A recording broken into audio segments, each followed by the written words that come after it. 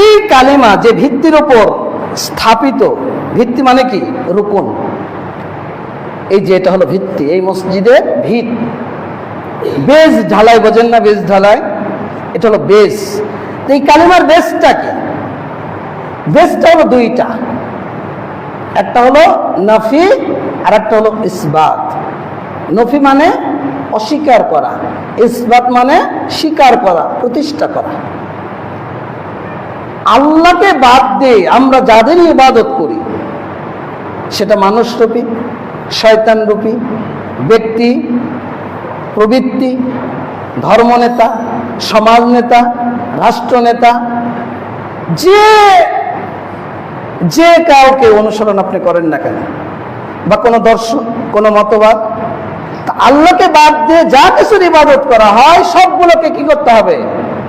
নফি করতে হবে, অস্বীকৃতি জ্ঞাপন করতে হবে। আমি মানি না, মানব না, জীবন চলে যাবে কিন্তু ঈমান যাবে না। এটা হলো নফি। সালেহ আল ফাওজান বলছেন যে ইউবতিলু শিরকা বিজামি আনওয়াইহি, শিরকের যত প্রকার রয়েছে এই অর্থে সমস্ত কিছুকে কি করে? বাতিল করে দেয়। এবং ওয়ায়ুজিবুল কুফরা বিকুল্লি মা ইউবাদু মিন দুনিল্লাহ, আল্লাহকে বাদ দিয়ে যা কিছুর ইবাদত করা হয় সবগুলোকে অস্বীকার করাকে ওয়াজিব করে দেয়। নফি অর্থ যে আল্লাহর আইন, আল্লাহর বিধান, আল্লাহর নীতি, আল্লাহর কথা, আল্লাহর আদেশ, রাসূলের নির্দেশ, এগুলোকে বাদ দিয়ে আমি আপনি যা কিছুর অনুসরণ করব সবগুলোকে কি করতে হবে? নাকচ করে দিতে হবে, পরিত্যাগ করতে হবে, অস্বীকার করতে হবে। এটার নাম হলো নফি।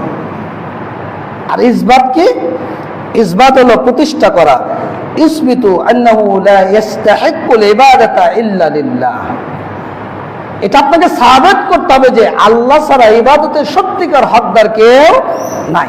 এটা যখন আপনি মুখ দিয়ে বলছেন, আপনার উপর এটাও ওয়াজিব হলো ওয়ায়ুজিবুল আমালা বিযালিকা, সে অনুযায়ী আমল করা আপনার উপর ওয়াজিব।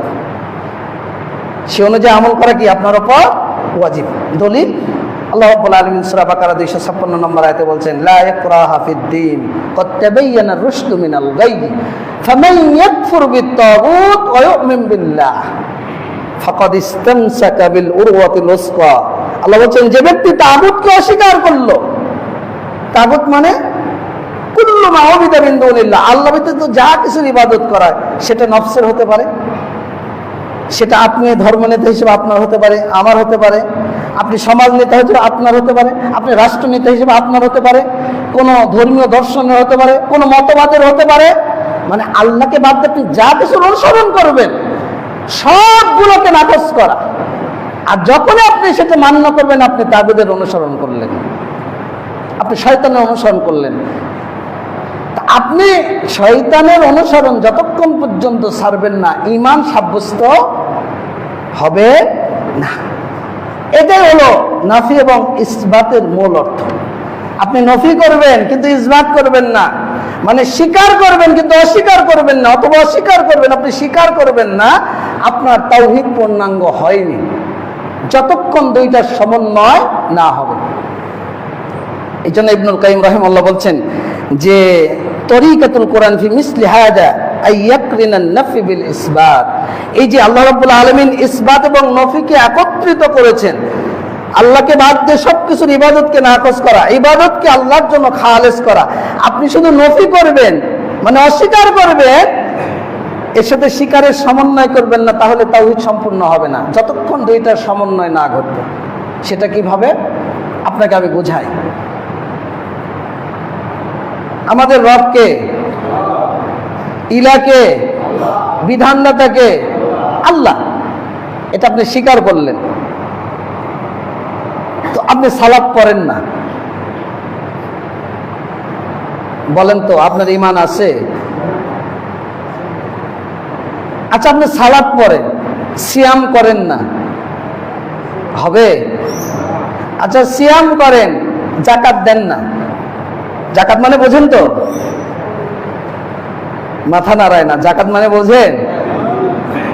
মানে বছর শেষে আপনার মালকে হিসাব করলে নিসাব পরিমাণ সম্পদ হলে, স্বর্ণ হলো 7.5 ভরি আর রৌপ্য হলো 52.5 তোলা, তো 52.5 তোলা পর্যন্ত আপনার সম্পদ যদি উঠে যায়, তার উপরে 1 টাকাও যদি বৃদ্ধি হয়, সমানে সমান হয়, বেশি হয়, তাহলে সেখান থেকে শতকরা 2.5% আল্লাহর জন্য বের করতে হয়। এটা হলো গরিবের হক। কেন? আপনার মালটা পবিত্র হবে। আপনি জাকাত দেন না, আপনার হজ ফরজ হয়েছে, হজ করেন না। আচ্ছা, এগুলো বাদ দিলাম, এগুলো বড় বড় কাজ। মনে করেন আপনি আল্লাহকে মানেন, সালাতও করেন, সাথে সাথে এটার নাম কি, এটা মারেন সুকটান নাকি? এটা কি সুকটান বলে? যারা এই সুকটান মারেন, বলেন তো, আপনি নিজেকে প্রশ্ন করেন তো, আপনাকে যদি আমি প্রশ্ন করি, আপনার রব কে? বলেন, আমাদের রব কে? আল্লাহ। তো বিধান দিয়েছেন কে? এই নিষেধাজ্ঞ দ্রব্য, এটা খেলে কি ইবাদত হবে না গুনাহ হবে? কি হবে? গুনাহ হবে। তাহলে ইবাদত করছেন, সালাত পড়ছেন, আবার সালাত থেকে বের হলে হাজিপাড়া মোড়ে গিয়ে একটা টান মারছেন। নিজেকে একটু প্রশ্ন করেন, আপনি কালিমা কি বুঝেছেন? আপনি যে বললেন আশহাদু আল্লা ইলাহা ইল্লাল্লাহ ওয়া আশহাদু আন্না মুহাম্মাদান আবদুহু ওয়া রাসূলুহু, আপনি কি বুঝে এই কালিমার দাওয়াত গ্রহণ করলেন বা কালিমার প্রতি আত্মসমর্পণ করলেন? এটা তো আপনাকে বুঝতে হবে। আপনি সালাত পড়েন, ধরেন মাতবার বাড়িতে আমার একটা জমি আছে, আমি সেই রাজশাহী থেকে আসি মাসে একবার। আপনি এখন চিন্তা করলেন যে আব্দুল্লাহ হুজুরটা আসে না, যা একটু ছক্কা মারে দেই। জমিটা আপনি দখল করে আর একজনের কাছে জাল দলিল করে বিক্রি করে দিলেন। সালাত আপনি ঠিকই পড়েন, বলেন তো আপনি কি জান্নাত আশা করতে পারেন? আপনি সালাত পড়েন, এত পরেজগার মানুষ, আপনি ফজরের জামাত আপনি মিস করেন না, কিন্তু ত্রিমণি সেই আপনার ওই কি বলবো নন্দীপাড়া বাজার থেকে একবারে গোদারাঘাট পর্যন্ত রাস্তার উপর দোকানগুলো বসে আছে, আপনি গিয়ে চাঁদাবাজি করছেন। দোকান বসাইছিস, দৈনিক 200 টাকা দিবি, জোর করে দখল করে ভয় ভীতি দেখিয়ে ক্ষমতার অপব্যবহার করে। বলেন তো আপনার সালাত কি আপনাকে জান্নাতে নিয়ে যেতে পারবে? প্রবৃত্তির চাহিদা, এটাও আপনার রব। যদি আপনি এটার অনুসরণ করেন, অবৈধ অনুসরণ, প্রবৃত্তি মানে অবৈধ জিনিস, প্রবৃত্তির তাড়নায় আল্লাহ বলছেন যে তার প্রবৃত্তিকে ইলাহ হিসেবে গ্রহণ করলো।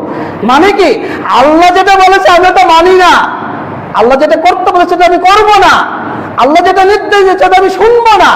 আল্লাহ বলেছেন যে আব্দুল্লাহ তুই টাকনুর নিচে কাপড় পরবি না, যদি পরিস কিয়ামতের দিন আমি তোর দিকে তাকাবো না, আমি কথা বলবো না, তোকে পবিত্র করবো না, জাহান্নামের আগুনে জ্বলবে। বলেন তো এরপরেও কোন মুসলমানের বাচ্চা যদি টাকনুর নিচে কাপড় পরে, ওর মধ্যে কালিমার মর্ম, ওর মধ্যে আল্লাহ ভীতি বলতে কোনো জিনিস আছে? অবশ্যই নাই। ওর মধ্যে যদি ঈমান থাকতো, ওর মধ্যে যদি তাকওয়া থাকতো, আল্লাহ ভীতি থাকতো, তাহলে ওই ব্যক্তি কখনো সালাতকে পরিত্যাগ করতে পারে না। ওই ব্যক্তি সালাত পড়ে নিষেধদ্রব্য পান করতে পারে না। ওই ব্যক্তি সালাত পড়ে চাঁদাবাজি করতে পারে না। ওই ব্যক্তি সালাত পড়ে মানুষের নামে অপপ্রচার চালাতে পারে না, গীবত তহমত করতে পারে না, কারণ ওটা হারাম। সালাত যেমন ফরজ, গীবত করা হারাম। সালাত যেমন ফরজ, প্রতারণা করা হারাম। সালাত যেমন ফরজ, ঠকবাজি করা হারাম। সালাত যেমন ফরজ, অন্যের উপর জুলুম করা হারাম। সালাত যেমন ফরজ, মানুষের কাছ থেকে ঠকিয়ে ইনকাম করা হারাম। সালাত যেমন ফরজ, আপনার দেহটা হালাল উপায়ে গঠিত হবে, এটাও আপনার জন্য ফরজ। রাসূল সাল্লাল্লাহু আলাইহি ওয়াসাল্লাম বলছেন ওই দেহ জান্নাতে যাবে না গুদ্দিয়া বিল হারাম, যার দেহটা হারাম দ্বারা গঠিত। হারাম দুইভাবে হয়। আল্লাহ বলছেন কুলু মা রাযাকনা, আমরা তোমাদেরকে যে রিজিক দিয়েছি হালালান তাইয়্যিবা, হালাল খাও, তাইয়্যিব খাও। তাহলে আল্লাহ হালাল বললেন, হালাল বুঝি, হারাম না। তাইয়্যিবটা কি? আল্লাহর অধিকার যদি নষ্ট করেন, এটা একটা হারাম। যে আল্লাহ যেটাকে হারাম করে দিয়েছেন, ওটা যদি আপনি হালাল করে নেন, তাহলে এটা একটা হারাম। আর বান্দার হক নষ্ট করে যদি আপনি কিছু খান, এটা একটা হারাম। বান্দার হক মানে বুঝলাম তো, কারো জমি ছিনিয়ে নেওয়া, চাঁদাবাজি করা, বাজার বসিয়েছেন ওখান থেকে চাঁদাবাজি করছেন, কেন? আপনি বসাইছেন ক্ষমতা বলে তাই। কিন্তু আপনার দেহের মধ্যে কি যাচ্ছে এই দুনিয়ার ক্ষমতায়? আপনি হয়তো ঢোকাচ্ছেন, মালপানে কিছু করছেন, ব্যাংক ব্যালেন্স করছেন, কিন্তু ওই ব্যালেন্স দিয়ে মরার পরে কবরে আপনি কি করবেন সেই চিন্তা কি একবারও করেছেন? একবারের জন্য আপনি করেননি। তার মানে আপনি কালিমার মর্ম অনুধাবন করেননি। এই জন্য ফামান ইয়াকফুর বিত্তাগুত, যে ব্যক্তি তাগুতকে অস্বীকার করলো, ওয়ায়ুমিন বিল্লাহ, অতঃপর আল্লাহর প্রতি ঈমান আনলো, ওই ব্যক্তি আল্লাহর রজ্জুকে শক্ত করে ধারণ করলো। এটা হলো নফি এবং ইসবাত। আপনাকে যেমন স্বীকার করতে হবে, স্বীকৃতি দিতে হবে, অনুরূপভাবে আল্লাহ যেগুলোকে নাকচ করেছে সেগুলোকে পরিত্যাগ করতে হবে। তাহলেই আপনি কালিমার মর্মটা অনুধাবন করেছেন, কালেমাকে বুঝেছেন। এজন্যই নবী রাসূলগণ জীবন দিয়েছেন কিন্তু ঈমান দেননি। সালাফগণ, ওই যা সাহাবে কাহাফ, যে যুবকরা শিরক করত, যখন বুঝেছে এটা শিরক, তওবা করে তারা জীবন নাশের ভয়ে গুহার মধ্যে আশ্রয় গ্রহণ করেছিল। সূরা বুরুজ পড়ুন। ওই গর্তবাসী যাদেরকে আগুনের মধ্যে ফেলে দেওয়া হচ্ছিল, ঈমানকে বাঁচাতে গিয়ে আগুনে ঝাঁপ দিয়েছে, এরপরে ঈমানকে নষ্ট করেনি। সাহাবীরা কি করেছে? দুনিয়ার দৌলত, সম্পদ, অর্থ, প্রতিপত্তি, বাবা মা, স্ত্রী, পরিবার, পরিজন সব কিছু পরিত্যাগ করে তারা এই কালেমা, এই তাওহীদ, রাসূলের প্রতি তারা আত্মসমর্পণ করে শুধু জীবন তার ঈমানটা নিয়ে তারা দিক দিগন্তে নিজের দেশ, নিজের ভূমি, নিজের অবস্থা সব পরিত্যাগ করে সেই সিরিয়া, সেই মদিনা, কোথায় কোথায় গিয়ে জীবন যাপন করেছে। তার মানে তারা কালিমাটা বুঝেছিল, কিন্তু আমি আপনি বুঝিনি। এই জন্যই তো সালাতও পড়ি, আবার মানুষের গীবত তহমত করি, সালাতও পড়ি, আবার মানুষের নামে অপপ্রচার করে বিভিন্ন লেখনী দিয়ে ফেসবুক গরম করে দিচ্ছে। ফেসবুকে দেখতে পাচ্ছেন না, বিভিন্ন কে কার নামে কি কত গোপন জিনিস, কত ভয়াবহ জিনিস, এমন কিছু ফটোকার্ড ছড়িয়ে দিচ্ছে, চিন্তাও একবার করে না। আল ইয়াউমা নাখতিমু আলা আফওয়াহিহিম, আল্লাহ রাব্বুল আলামিন বলছেন কিয়ামতের ময়দানে আল্লাহ আপনার মুখটাকে বন্ধ করে দেবেন। হে যুবক, তুমি কলম দিয়ে যে ফেসবুকে লেখালেখি করছো, মানুষের বিরুদ্ধে অন্যায় অবিচার করছো, জুলুম করছো, কিয়ামতের ময়দানে আল্লাহ এই হাতটাকে বন্ধ করে দেবে। তোমার এই চামড়া সেই দিন সাক্ষ্য দেবে, আপনার চামড়া সেই দিন সাক্ষ্য দেবে। সেই দিন কি করবেন আপনি? আপনার ক্ষমতা, আপনার গোপন বা গোপনীয় ভাবে, বা আপনি ওই কি বলবো ফ্যাক আইডি চালিয়ে আপনি মানুষের নামে দুর্নাম ছড়িয়ে আপনি কি করতে পারবেন? আপনি ক্ষমতা দিয়ে মানুষের চাঁদাবাজি করে কি করতে পারবেন? আপনি দুনিয়াবী জীবনে লাঞ্ছিত হবেন, আখিরাত তো আপনার জন্য আছে। এটা আল্লাহর ওয়াদা। আল্লাহ জুলুমকে গ্রহণ করেন না, আল্লাহ আদেল, আল্লাহ ন্যায় পরায়ণ। আল্লাহ জালেমকে ছাড় দেয় কিন্তু ছেড়ে দেন না। এই জন্য আপনাকে আমাকে বুঝতে হবে এই